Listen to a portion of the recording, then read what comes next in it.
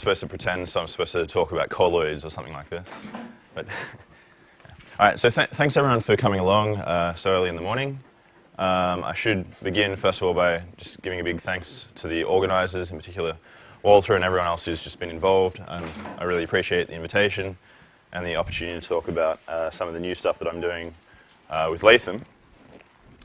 So yesterday, Latham gave a very nice overview and introduction to a paper that came out on the archive this morning at 2:30. And I imagine that, like me, you were up going furiously over it in preparation for this talk. But if you were not, then the reference is 1604 00847. And the title is A New Algebraic Structure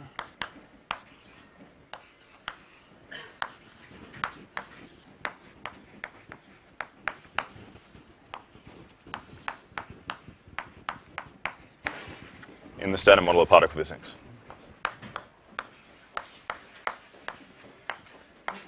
So it's work in collaboration with Latham Boyle.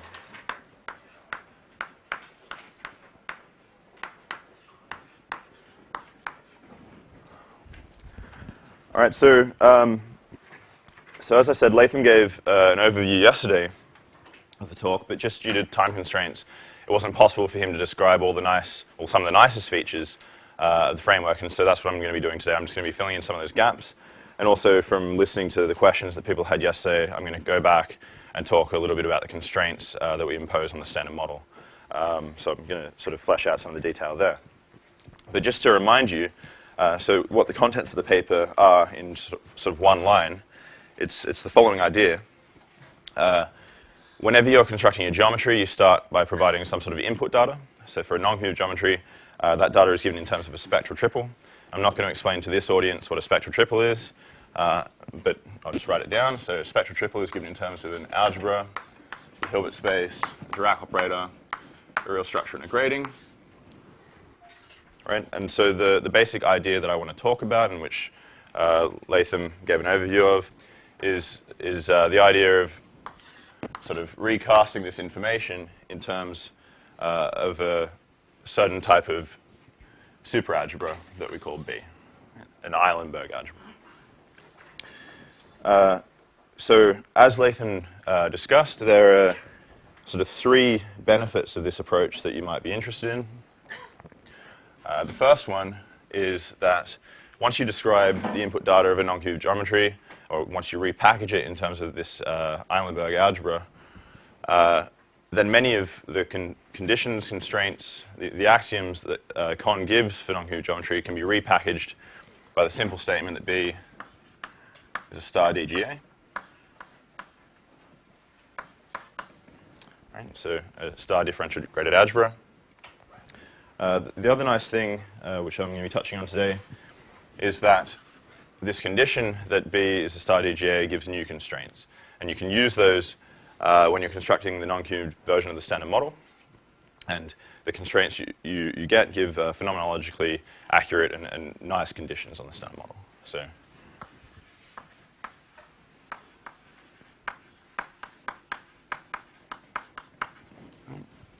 and finally, this is just an interesting point to note and keep at the back of your mind. It's not something I'm going to be talking about today, but this framework naturally generalizes to the non-associative case in the sense that this algebra could be taken to be non-associative. It's not something I'm going to talk about today.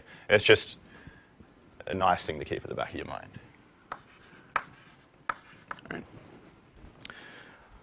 All right, so with that being said, so this is the contents of the paper in one sort of splash.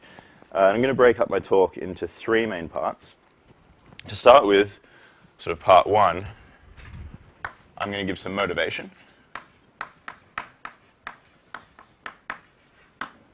Right, so usually at the start of any non-commutative geometry talk, I have to tell people what an algebra is and what non-commutative geometry is, spectral triples, but I don't have to do any of that. It's amazing. And actually, I don't really know what to do to start my talk, because Fidele gave a nice introduction yesterday, then Latham's already given some overview, and then everyone in the audience knows what a spectral triple is, more or less. And it's ridiculous. Okay, but so for my motivation, I'm just going to sketch sort of what and why and CG, right? And in particular, what and why in terms of the Eilenberg algebra approach.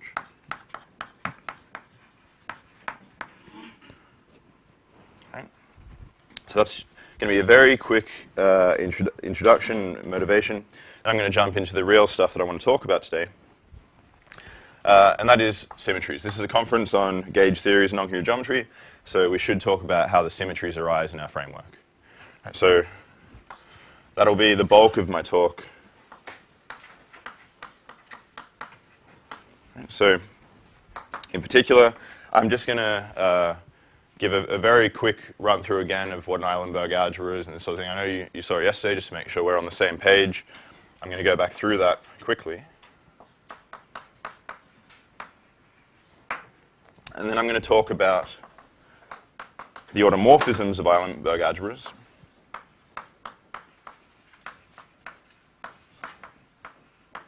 Because that's how the symmetries arise in our construction. And then finally, I'm going to talk about, finally in this section, can everyone see that?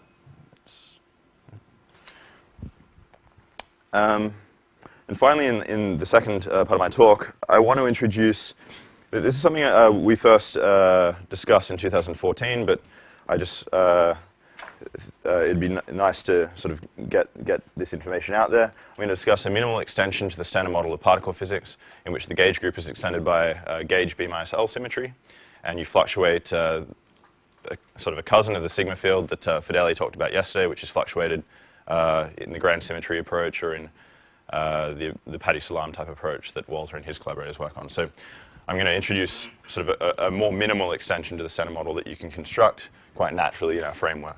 So B minus L extended standard model. All right, and then finally, just in the last part of my talk, what I want to do is I want to go back and just discuss some of the constraints on the standard model that our construction gives. So at the end of Latham's talk, he had to rush through and wasn't able to give many details, and John and various other people were asking for some more details, so I'm going to go and flesh out some of those. In particular, I'm going to be talking about, well, I'll sort of give a little bit more detail how we construct the representation of forms on the vector space. So constraints.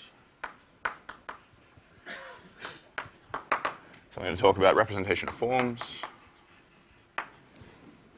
I'm going to talk about constraints on DF, the finite Dirac operator in the standard model construction. And then finally, I'm going to talk about a cute little observation that we point to in our paper, and that is the relationship between symmetry breaking and electroweak symmetry breaking and some of the constraints that we find in our construction. So I'm going to talk about electroweak symmetry breaking.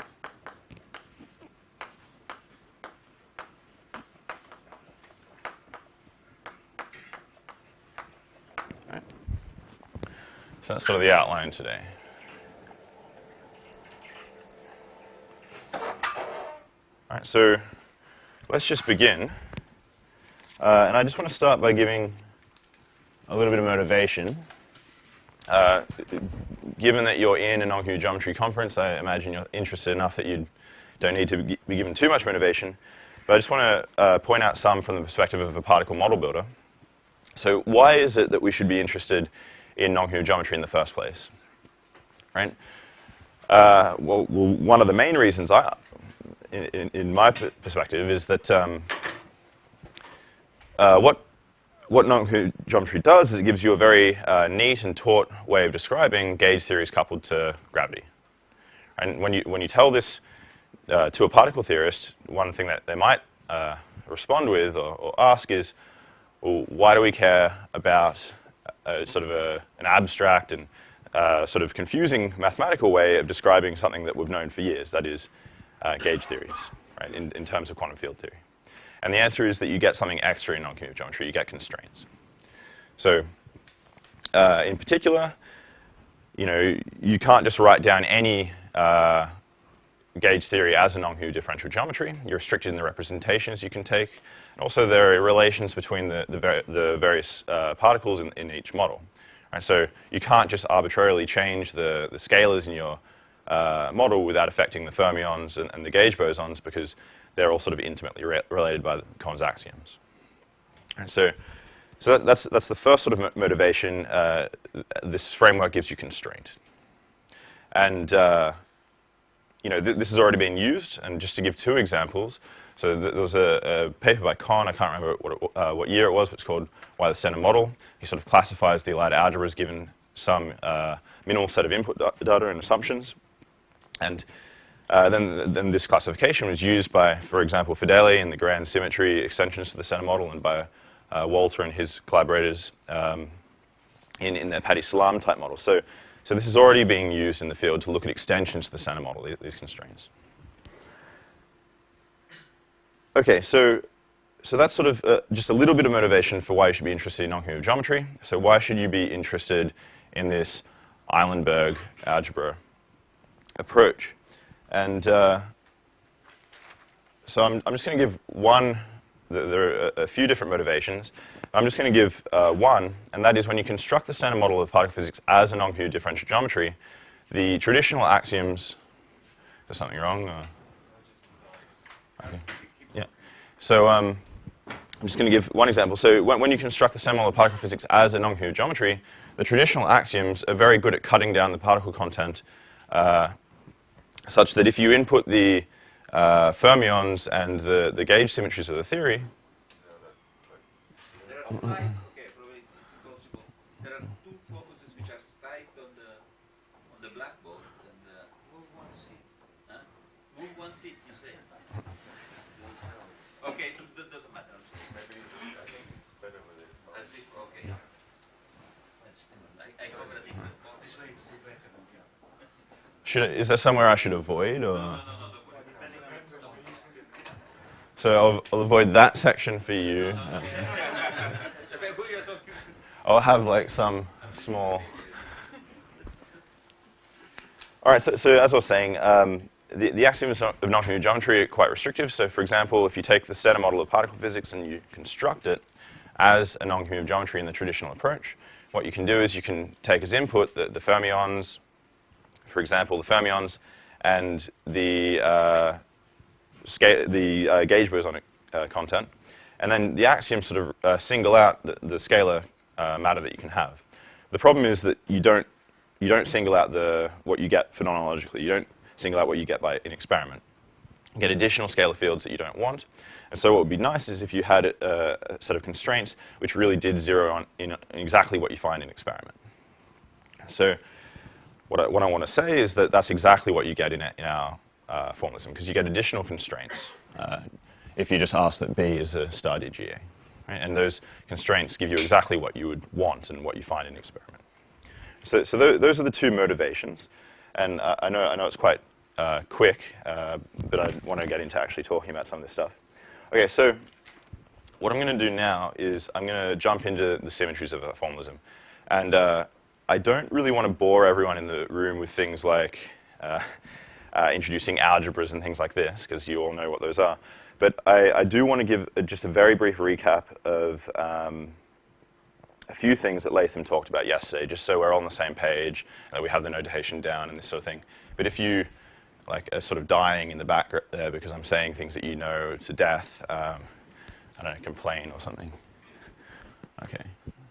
So that being said, I'm just going to give a brief recount of what Latham introduced in terms of Eilenberg algebras. I'm going to stick at order 0 for now. So yesterday, Latham put hats on things that were of order 0. I'm going to drop all those.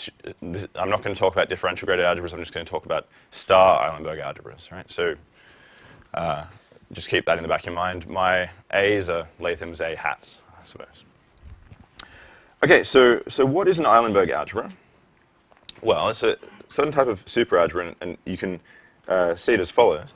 If you have some algebra A that's being birepresented on a vector space H, well, that's equivalent to having elements of a larger algebra B, where the vector space is just the direct sum of A plus H, and where the product is defined as follows. All right, if I have two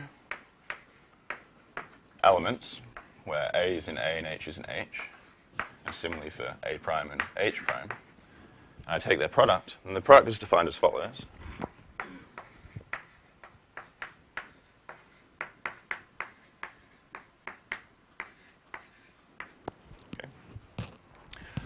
And so the main idea is that the product between elements in A, you just inherit from the product on A itself, whereas the product between elements in A and H is just given by the left or the right representation. The product between elements in H is just 0. Right? So just to be explicit, these guys are in A, whereas these guys live in H. Right, and in particular, I'm going to be interested in star Eilenberg algebras. So these are Eilenberg algebras which are equipped with a star. And as Latham described yesterday, a star is just an antilinear map from an algebra. This is just a general algebra A to A, which satisfies the following properties. So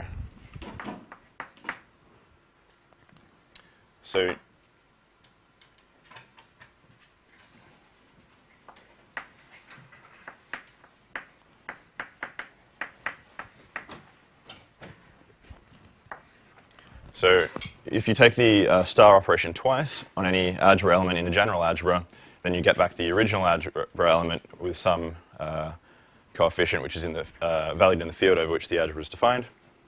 And there's this second property. So you're all familiar with this. And I'm sorry if I'm boring you with it, but so this is the properties of a star. And so for an Eilenberg algebra, we have an analogous definition, where if I take any element A plus H, the star is just given as follows, and where J is an operator on H, which is antilinear. All right, and similarly we have a property over here.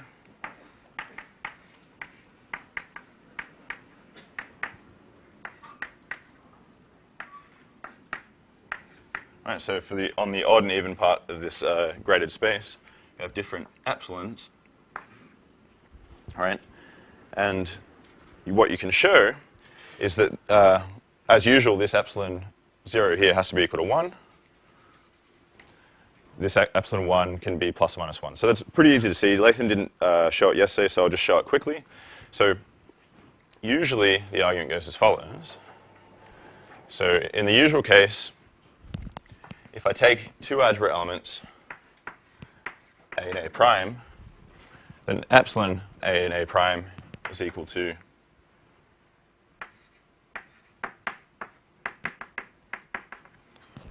A times A prime with the star acting twice. But this is just equal to epsilon squared A prime, which tells you that epsilon has to be equal to 1. Right? So that's the story in the usual case, but things are quite different for Eilenberg algebras. Where's my eraser? Is this going too slow for people? Is this obvious or no? Sorry, yes, Okay. Is that the same for everyone? It's obvious for everyone in the room, or? Yeah. Okay. Okay. Good. Sorry. That's what Latham said yesterday. Did you actually? You didn't go through. Anyway, I think It's obvious. What isn't necessarily obvious is, I mean, if you've got the complex algebra, then that coefficient could be some phase, right? And what you can show is just the associativity of the star operation restricts you to plus or minus 1. So I'll just say it like that. All right. Good. Obvious. Okay, so that's star Eilenberg algebras. And so I just want to introduce a little bit of notation because I'm going to be using it shortly. Then I'll go into automorphisms of Eilenberg algebras.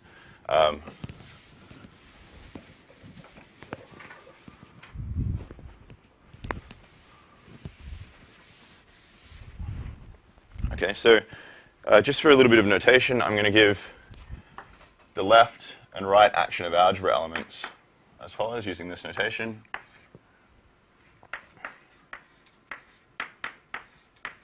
All right, and you'll notice that the right action of algebra elements can be written out as follows.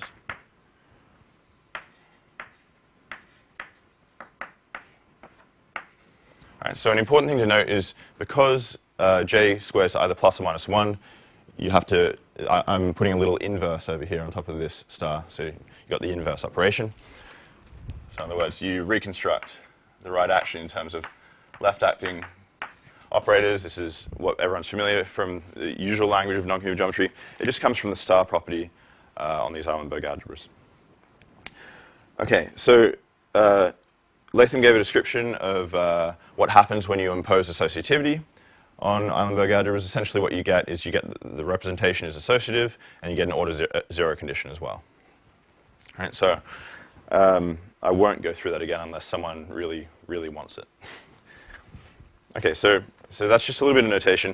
So let's talk about automorphisms and derivations of Eilenberg algebras. So everyone knows what an automorphism is. I'm not going to go through in great detail, other than to say that the automorphisms of an algebra form a group. And I'm going to be interested in automorphisms which are generated infinitesimally by derivation elements. I don't think people are as familiar with derivation elements, so I'm just going to give you a little bit of notation. So I'm going to be interested in the case where my automorphism of an algebra element is described, and it's generated by some infinitesimal generator, where this generator is a derivation element on the algebra. And those derivations form a Lie algebra and satisfy the following properties. So the derivations are linear maps on the algebra to itself, which obey a Leibniz type rule.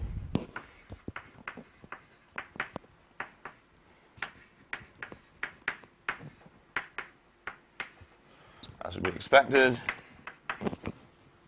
and which are compatible with the star operation on the algebra in the following sense. Okay. So in particular, since this is the case that we're going to be dealing with, in the associative case, the inner automorphisms of an algebra are given as follows. You're all familiar with this, I hope,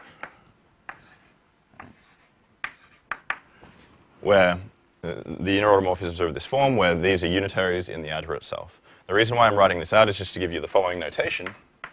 Right, you can write this as e to the x, a e to the minus x, where these are anti-Hermitian elements in the algebra itself. But in terms of the left-right notation, right, they're as follows. Okay. So in other words, our derivation elements are just given by commutators. Is this formal, or do you do some topology on this? Or? No. In what sense? Well, I mean, the exponential delta. Is delta power net, or just formal? It's formal, yeah. At the moment, it's formal, yeah. Okay, so that's just. Oh yeah. Everything I'm going to be doing today is finite dimensional. Yeah. So then you could make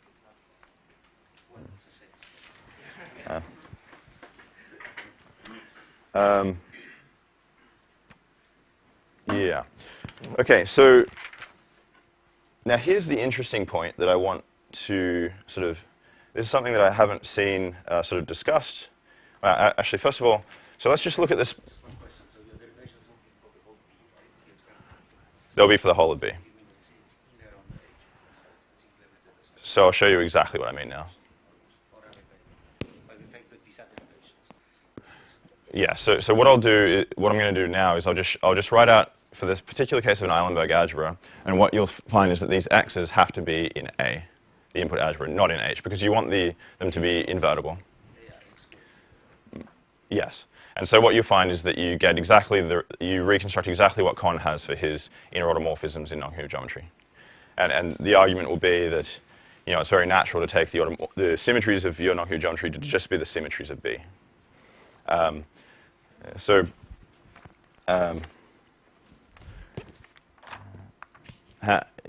again, is this too slow for people? Am I losing people? Am I too slow? What's the feel? I was too slow before.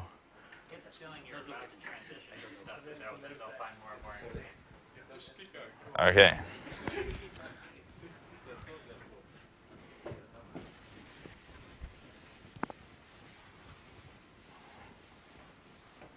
Maybe the time tells. You're halfway. It'll be fine.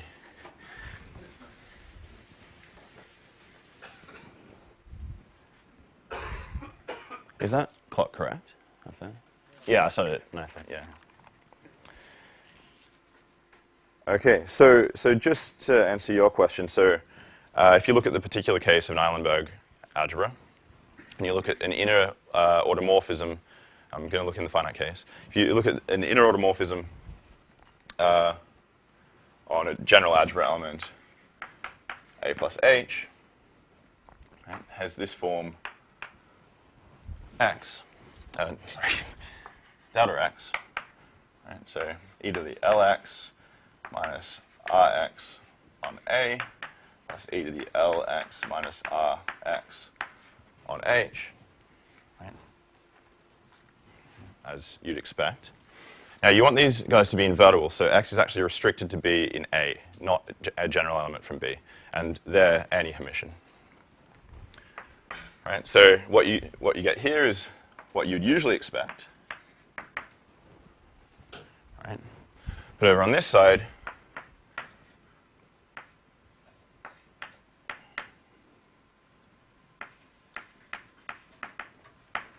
you get the following, right, which is exactly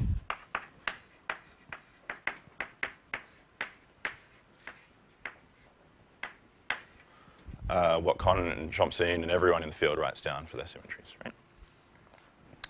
Okay, so now here's the interesting point, and this is something I haven't really seen written anywhere, so I kind of want to draw people's attention to it, and that is, so there was a result by, I think it's Jacobson, a long time ago in the 30s or 40s, where he showed that for finite algebras that are semi-simple, all derivations are inner, right?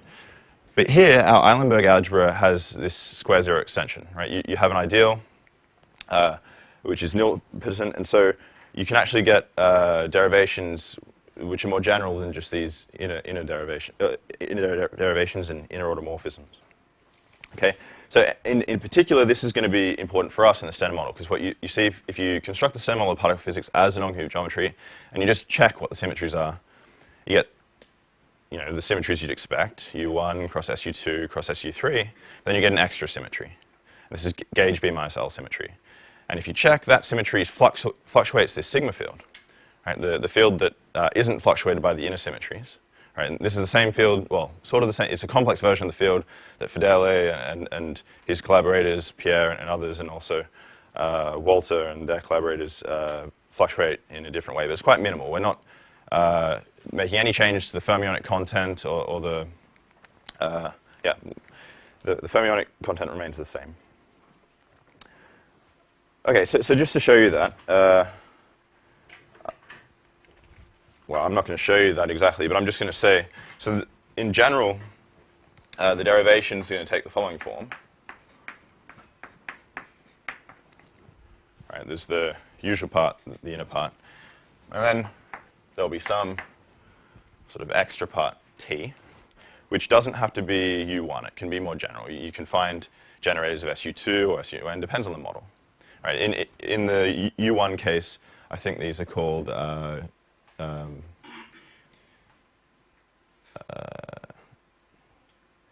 I forget, Schucker has a word for it. Do you remember the name of these? Central extensions, I think is the, yeah. Okay, so T has to be any Hermitian. And it has to satisfy the following conditions. Right, it has to commute with the algebra. right? Because if it didn't, then it would be one of the inner automorphisms. Right? It has to commute with J because you want the star to be pulled out to commute with the derivations, and you want it to be compatible with the grading structure. So, all right. So let's just have a look at the specific case of the standard model of particle physics. So you know what it is I'm going to say, but I'm going to say it anyway.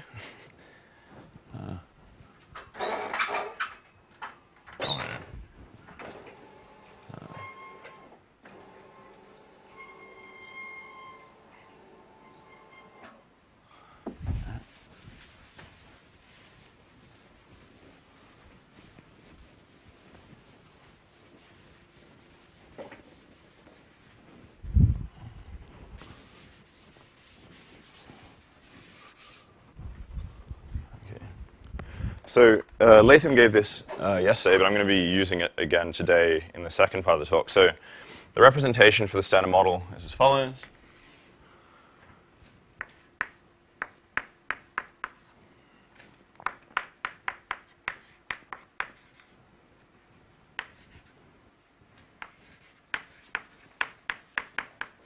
Right, this is exactly what Latham wrote down yesterday, which Fideli wanted left on the board.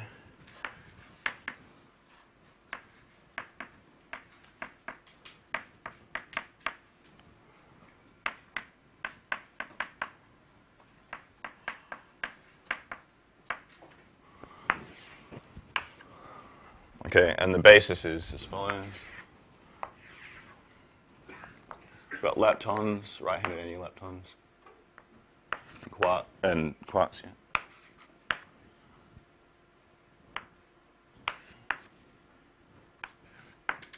And there are any particle partners down here. All right, where these Q's and Q lambdas are just given by following. Most people should be familiar with this if you're familiar with the construction.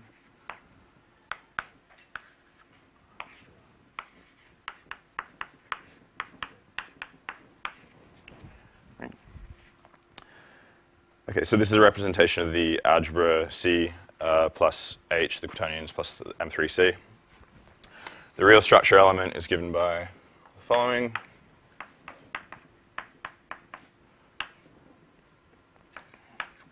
All right, where these are identity elements, and this is complex conjugation. Gamma is just I minus I. And D, as Latham discussed yesterday, the Dirac operator is just given as follows.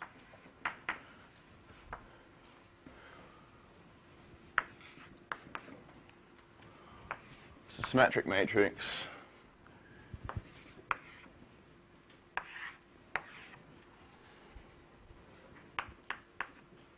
The Yukawa lepton and quark matrices. Right? Okay, so where M and N. Sorry, this is a lot of data. Right.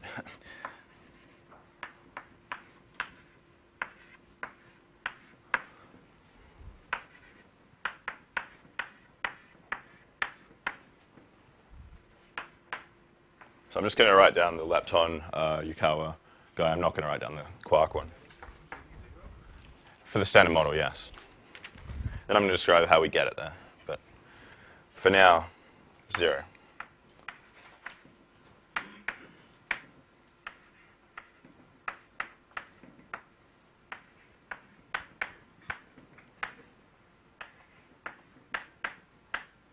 Okay. And a similar matrix for the quark sector as well. Okay, so this is the data. I'm going to leave that there because I'm going to need it for the rest of the talk. Okay, so the usual story is what you do is you take your unfluctuated Dirac operator and you want to replace it with a Dirac operator which is covariant with respect to the symmetries of the theory. All right, so the usual story goes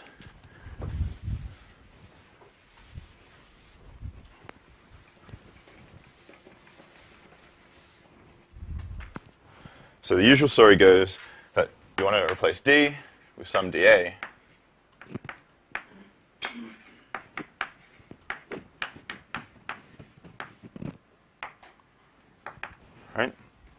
not going to give you the form of that, and I'm not going to explain where it comes from. But so this is how you fluctuate the Dirac operator in a certain way. And what you find is if you just check the internal symmetries, those inner derivations for this finite part of the non-commutative geometry spectral triple, what happens is in this M matrix up here, this sort of Majorana mass term, it doesn't get fluctuated. It commutes with the derivations, that part of the Dirac operator. Whereas these X's here, right, they get fluctuated, and that's where the Higgs field comes from. Right? And so it's sort of a problem because people want to fluctuate this sigma field. Well, when you look at the full symmetries of the standard model, what happens is you get this extra generated T, this gauge B minus L, and it leaves the Higgs fields untouched. They're not charged underneath gauge B minus L. The only thing that's touched is this matrix A. It fluctuates and turns on. It becomes the sigma field that people were thinking in the literature. Right, so is that something that's clear? Yeah. All right, so that's all I want to say about symmetries. Now I want to go back and talk about constraints on the Dirac operator, which Latham started touching on yesterday. So.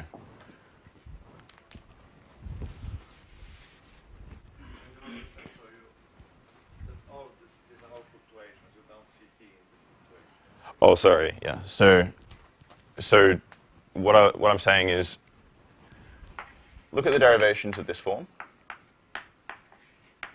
Right, they're the inner guys, and they will fluctuate the Higgs field. So these X's will become sort of fields, and with spatial dependence.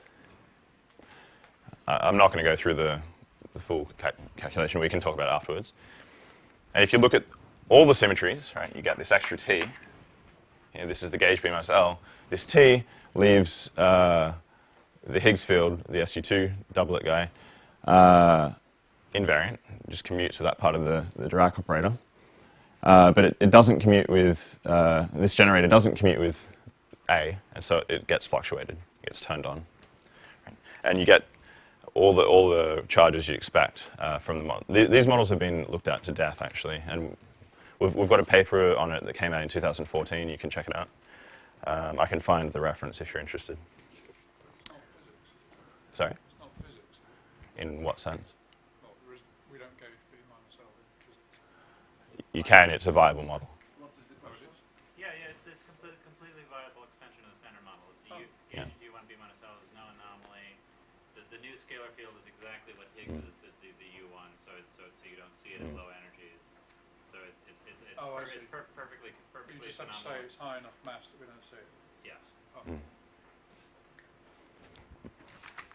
Yeah. So completely viable. This means that in this expansion, heat can expansion without seed in the first terms, we can virtually without seed. Sorry, In the spectral action, you mean? Yes.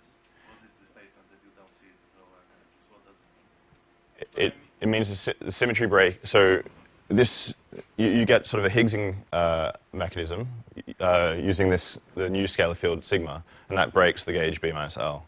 And if that breaking happens at sufficiently high energies, then the scalar field, both the scalar field and the extra gauge boson will be sufficiently heavy that you just don't see them in experiments at low energy. If I could just add one sentence to that. Yeah, there's that. That new scalar field has is exact. The only Yukawa coupling that it enters into is the Yukawa coupling with the right-handed neutrino in itself. And that's the Yukawa coupling where you want that bev to be very big to give a seesaw mass to the neutrino, to give the light neutrino, to make the other neutrinos very light. So as long as it has a high enough, as long as in this model that bev is large enough to give the seesaw mass, that's already all the price you need to pay. It also makes that B minus L invisible at electroweak scale. So it's perfectly phenomenologically consistent. And if Shane's moving on, and it also has good cosmological benefits. But anyway, that's another. All right, so yeah, it plays roughly the same role as the sigma field does in Cohn's paper, the resilience of the spectral action. I think it's with Chomps-Sedin. I'm not entirely sure. Okay, so let's talk about constraints on DF, since that's what people were curious about. So, what choice for T do you do? What choice for T? It's not a choice. So you take the most general T that you can, and then there are these conditions that I wrote down before. So the T has to commute with the left action, has to commute with the right action, has to commute with J, has to commute with gamma, and it has to map n forms to n forms. So if you check on, if you put in the correct form for the Dirac operator, then once you commute with the Dirac operator, it doesn't sort of doesn't take you from 1 forms to 7 forms or something. Right? No, because in the central extension business, you usually take the hypercharges, put them in, and they dictate what T should be. This is what Christoph Stefan and Schüler they were doing the central extensions where they picked this T of a specific form. That's not the case. No. So the only constraints that we place are the ones I mentioned plus anomaly freedom. So, anomaly freedom. Yeah. So this is an extra condition that we have to put in. That dictates that the hypercharges should be distributed in this way. Yes. If it's a U1 symmetry for the standard model, that's the case. But it doesn't necessarily have to be for a more general model. It didn't have to be U1. So can you write a formula for T? No. I mean, let's go through the paper after the talk, because off the top of my head, I don't know it. If I could just say, the idea, the way that I would summarize it is that it's just that when you write things in terms of B, the natural symmetries are not the symmetries of A, they're the symmetries of B. And the point is that there are other symmetries of B which are outer automorphisms, which would be regarded as outer automorphisms relative, well, which are outer automorphisms. You need to fluctuate under all the automorphisms that are consistent with anomaly freedom. But the point is that there's this extra one, so you can't, you don't have any choice in the matter. You get this extra U1 B minus L that's predicted, and correspondingly you get this extra scalar field that's fluctuated. But yes, you do need to take the anomaly freedom constraint to, otherwise you get an anomalous symmetry. It's the same thing that controls when you were choosing the representation of this algebra. I mean, secretly there was anomaly freedom was going into the choice of that algebra too. And of course, there's the unimodularity condition, which we don't impose. And T is just T is a diagonal matrix. So on the diagonal, it's just a B minus L chart. Right. Yeah. Okay. Fine. Oh, that's what you meant. So A is charged. So A is charged under B. It has charge -2. Very good. That's also what I meant. I mean, you actually put a T of a specific form we don't put it. It's an output. That you just okay. So yeah, but the conditions are exactly what I said. So you ask for it to be Leibniz. So it has some Leibniz property. It commutes with the left and right action, commutes with J, gamma, sends n forms to n forms, is anomaly free, and is anti-emission. Those are the conditions. So you impose those, and you get what you get. It's not you don't choose it. All those conditions are the conditions. Those are all the first conditions. The conditions are that it be an automorphism of B, and that it be anomaly free. All those first conditions are different aspects of it being an automorphism. So in particular, we don't change J or gamma or the representation space or the representation of the algebra. It's just you get what you get. So it's a very minimal extension to the standard model. Yeah. Okay, where was I? I should ask. Are there any more questions about this before I go on? So this automatically tells you that A fluctuates into this. Yes. Yes. Yeah. So you don't, in particular, you don't need to look at more. You can look at some very interesting extensions, but you don't have to. You already fluctuate it for free. And that solves the same Higgs mass problem that was solved before with the real version of that field as well. So. And this mass scale can't It's not 750 GeV. I think we were playing around with it, and I think it's quite a bit higher in TeV range, at least.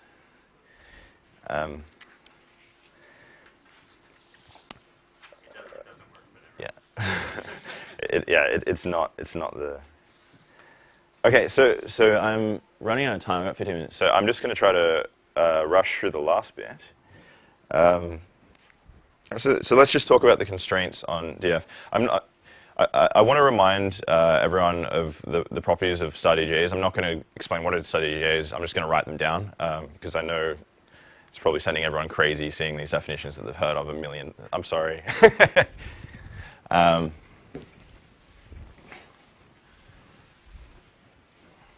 You have to remember, I'm used to giving these talks to people who have never heard of an algebra, right? So I just don't know what to do in this room. It's so unusual.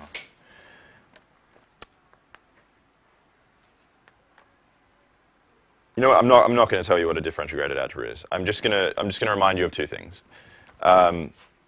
First of all, in our approach, we look at more general DGAs where the involution can map n forms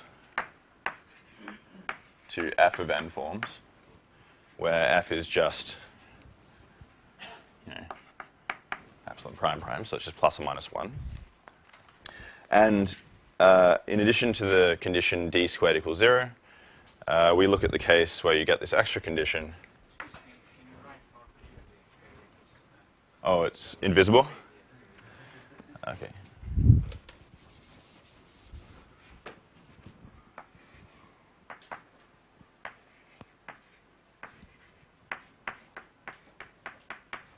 Is that better?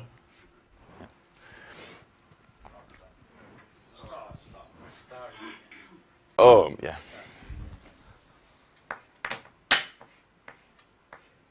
Thank you. And we have this extra condition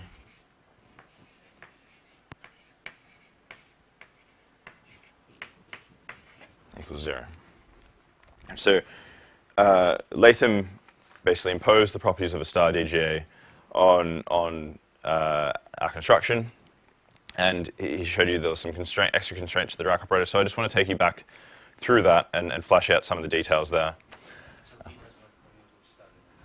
No. Yeah, you get a new operator. So you've got D, and you've also got an operator star D, star inverse. And depending on your convention, this will act as a right differential. It's not the Hodge star. It's similar. When epsilon prime prime is -1, it's very similar to a Hodge star. Yeah. It's not exactly a Hodge star. In fact, we played around with that idea for a while, but it doesn't quite work out. Because anyway, we'll talk about it. Okay, so the application to the noncommutative geometry is as follows. So this is again just a recap of what Latham said. So what we do is we take the simplest graded representation we can. It's just Z2 graded. All right, so over here is fine. Yeah. All right, so we.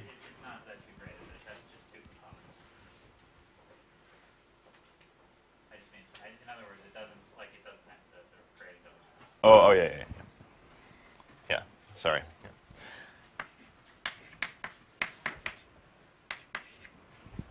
Okay, so just to give you the representation that Latham described, that we're interested in.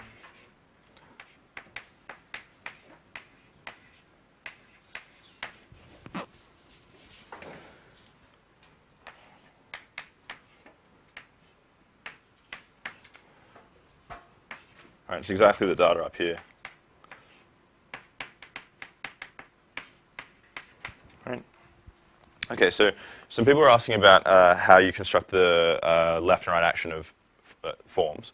All right, so I'm going to just take you through that. It's actually not too difficult. So to start with, we have the right action of 0 forms. All right. right, which is written in the regular way. And then you can just use the Leibniz property on D to work out what the left action and right action of higher order forms are. Right, so you just use the Leibniz property, and what you find is L of dA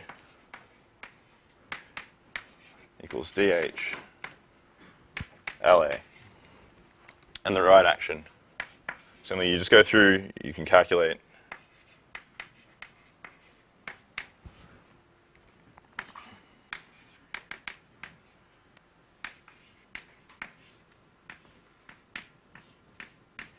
You can't see that at all, can you? It's what Latham wrote yesterday. Okay, but the interesting one now is you can use the same trick to work out what the right action of and left action of star forms are as well. So L of D of A star, right? This is just given by J of R of dA, J inverse, right? So note with no star, and we know how to write down this. So it just follows directly how to write down the form of the left and right action of 1 forms and -1 forms in the case where epsilon prime is -1. So as Latham showed yesterday, what you get, for the case of the standard model, the finite sector anyway, is that 1 forms the left and right action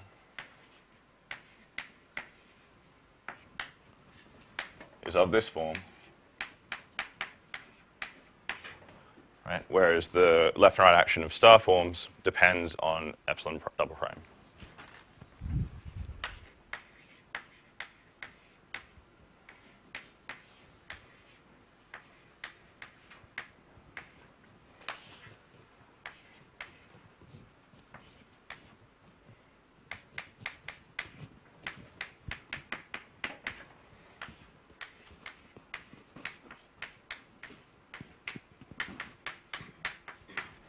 Okay, so, and what you can do is, so you just take the standard model, you write down, you can work out the form of these 1 forms, and you can just check the higher order associativity conditions. Right, so you just impose associativity on the Eilenberg algebra B.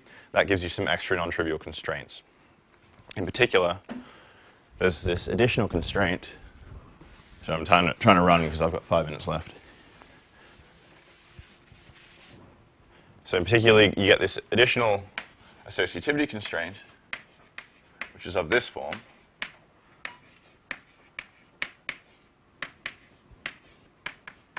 Right?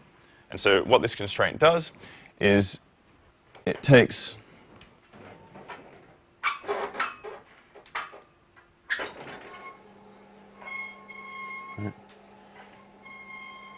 So I should say that usually these matrices are more general. Right, if you just impose the traditional axioms of Kohn, then these matrices here are more general.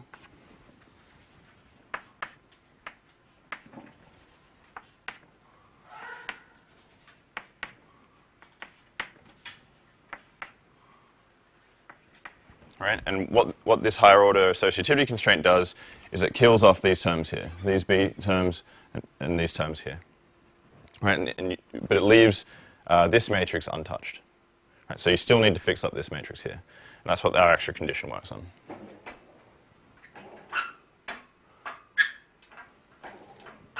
It only goes down.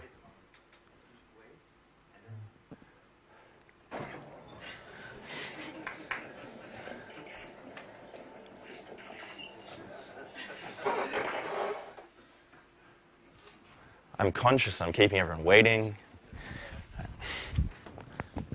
All right, so, sorry, this is a bit quick now. Okay, so we have this extra condition that we want to impose. Right? Oh, and I should say there were really 4 solutions to the higher order associativity constraint, but the condition that the determinant, if you remember from yesterday,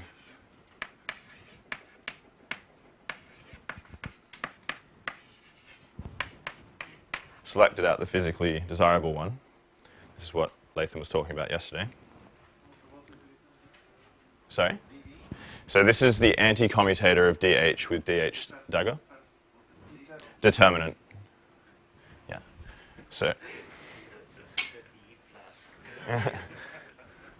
what would that be?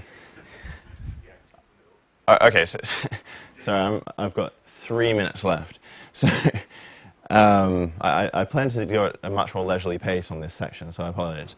Okay, so Latham discussed this yesterday. You impose this condition that the determinant of this anti-commutator is non-zero, and it selects out the physically desirable case, right, the one of the 4 solutions that you would usually get from imposing the higher order associativity conditions. And then we have this one more condition to impose. And so it's kind of interesting what happens when you impose this condition.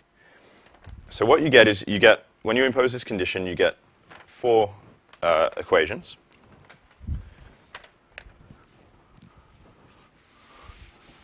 So this condition, you get 4 equations which are of the following form. For both, you get this equation for both the quark and the lepton Yukawa matrices.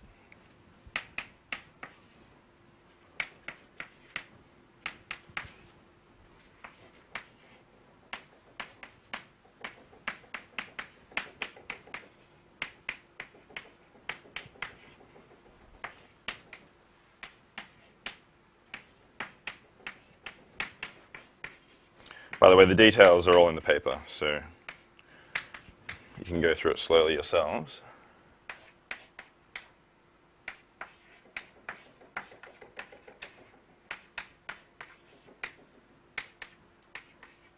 Right? So you get these 4 equations, and these equations are only satisfied if the Yukawa matrices. So the alpha, beta, and lambda correspond to these outer beta and lambdas up here. Right? Yeah. So they're algebra elements, and these y's are these y's here. They're just general elements in the Yukawa matrices, and these equations have to hold. So in the 3-generation case, these are going to be 3 by 3 matrices. So this has to be satisfied component by component, and both for the quark and lepton Yukawa matrices as well for a given set of algebra elements. Right? And so this is important because what it tells you is that all of these Yukawa matrices are of the following form. Right? If you want a non-trivial solution, then the Yukawa matrices, these y's that appear in D, wherever it is, up here in this very top equation. Right? Let's look at the lepton guy.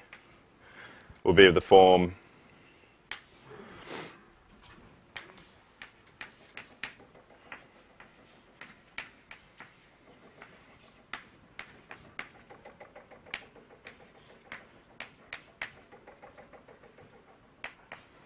right, so it can only be satisfied non-trivially if these matrices are of this form. And so if you take this form and you plug it back in here to this set of equations, what you get is a new equation, and this is the fun equation that Latham probably wanted to talk about yesterday, right? But you didn't get time. I must say, you also don't have time, though. Can I? So I'll stop right here. Okay, no, but, okay. So here's the most interesting point, and it's one equation and it's done. Okay, so what those 4 set of equations become is a new set of equations, 2 equations.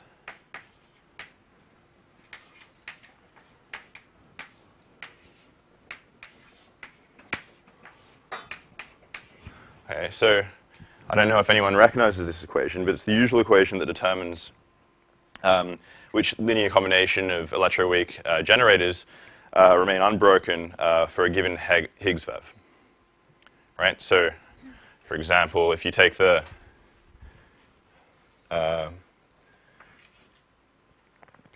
so basically it's a geometric way of expressing electroweak symmetry breaking. I'll leave it at that since I've run out of time. But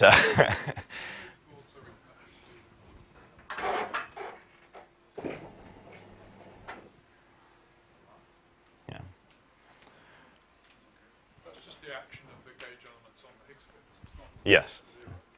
No, this if I want d squared, if I want this condition to be satisfied,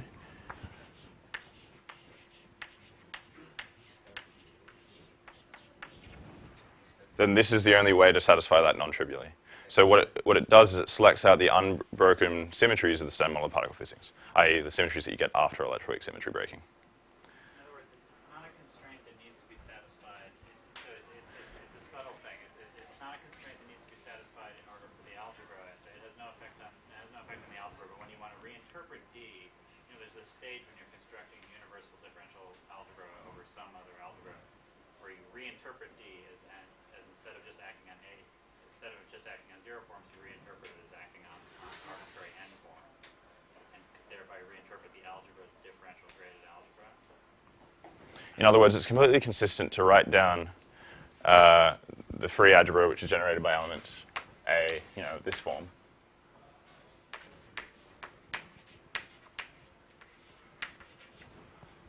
Right, where D is just a formal symbol. But if you want to extend D to act as a differential on higher order forms, and you want that to be consistent, then you need to impose this condition here. So, DA star, so star is there's a parenthesis. Where's the... So it's the star of D of A. Yes, So- of D of A, so you need a parenthesis around the D of A, right? Yes. Yeah, but he puts also parentheses on A anyway, so... Yeah. Sorry? Yeah. Also parentheses on A anyway. Okay, Yeah. Right. No, but why so? But that's your assumption about the star structure, right? TGA, that you don't care with TGA. It's not a D squared. I can't So, quite hear. now Yeah, oh yes, this is an additional assumption. So basically you replace D's commutation with star by this condition. So what we've done is we've relaxed a condition. That's right. Precisely, right? We've relaxed. So usually people impose a condition that looks like this.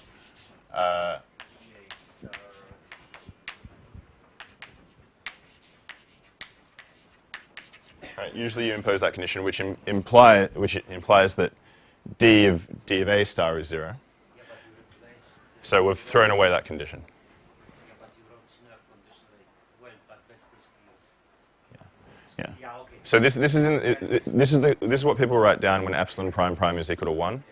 But that you can see that this can't be satisfied in the case when epsilon prime prime is -1, because over here this is a 1 form, whereas this is a -1 form. Yeah, yeah, sure. Right. Yeah, so it's kind of anti-circular connections, right? Sorry, I didn't. So your condition just says that you have kind of anti-circular connections. The D A star equal to 0 tells you that D is kind of anti-circular. Oh, okay. Yes. I suppose so. So this equation says the Higgs field is 0, all the algebra is smaller than you thought it was. It's a pretty small algebra. Okay, so I should say, so if you want the algebra to be sort of non-trivial, so you're looking for you're looking for a non-trivial solution where your algebra. So you want a solution where your algebra isn't completely killed off, and there's one solution, and this is yeah. Well, it kills the U1 generator. It doesn't kill the it leaves so it leaves you with The unbroken symmetry. the unbroken symmetry. Well, why do you want that? I mean, so that's too strong. You don't want to restrict the gauge group to just the unbroken. So you don't. So this condition here sort of holds a. It doesn't need to be. It's not a condition. It's not a condition on the algebra. It's a condition for being able to. So the algebra has already been defined. It's all these products of DAs and DA stars and A's. But then you want to reinterpret it as a differential graded algebra. You want to and you want to be able to consistently extend D, which previously only acted on zero forms when you were constructing the algebra. You want to reinterpret it as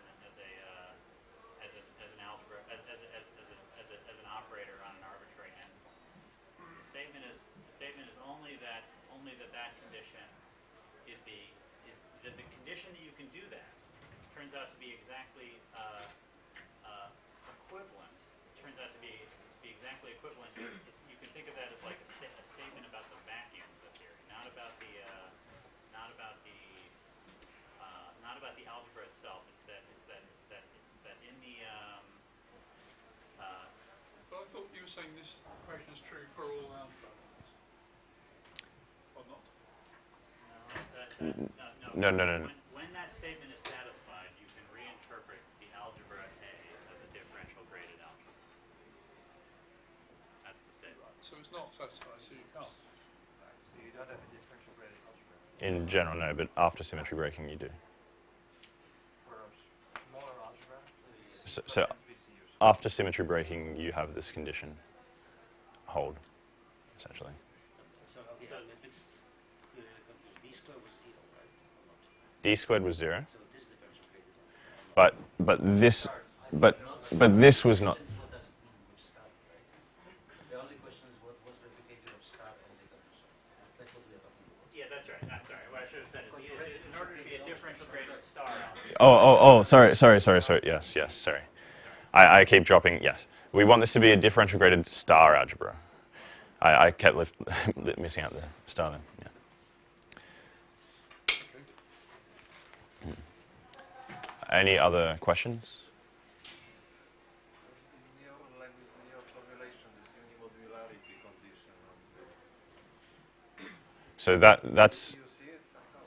so unimodularity is, This as determinant of the representation. yeah, so it's basically the statement that you want your theory to be anomaly free. So unimodularity gives you one condition, right? In general, one condition isn't enough to ensure that your symmetries are going to be anomaly free. It does work for the standard model case, but in general, you need something a bit stronger. All right, so that's it.